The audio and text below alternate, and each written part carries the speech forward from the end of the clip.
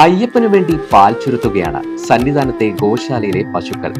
ഗോശാലയിൽ ഉൽപ്പാദിപ്പിക്കുന്ന ശുദ്ധമായ പാലാണ് ശബരിമലയിലെ ദൈനംദിന പൂജകൾക്കും നിവേദ്യത്തിനും ഉപയോഗിക്കുന്നത്. വെച്ചൂർ, ജേഴ്സി, HF ഇനങ്ങളിൽപ്പെട്ട ചെറുതും വലുതുമായ 18 പശുക്കളാണ് നിലവിൽ ഗോശാലയിൽ ഉള്ളത്.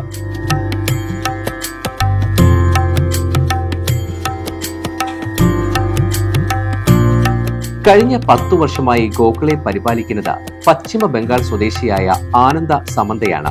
ഒരു നിയോഗം പോലെ കൈവന്ന അവസരത്തെ ഭക്തിയോടെ വിനിയോഗിക്കുകയാണ് ആനന്ദ.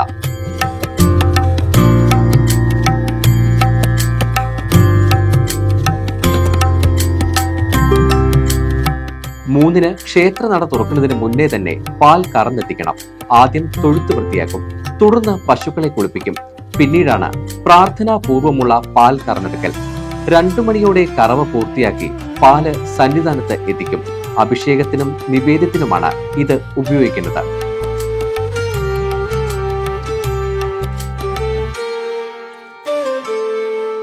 വൻ തീർത്ഥാടന തിരക്കിലുള്ള ശബരിമലയിൽ അതൊന്നും ബാധിക്കാതെ തീർത്തും ശാന്തമായ അന്തരീക്ഷത്തിലാണ് ഗോശാലയുടെ പ്രവർത്തനം.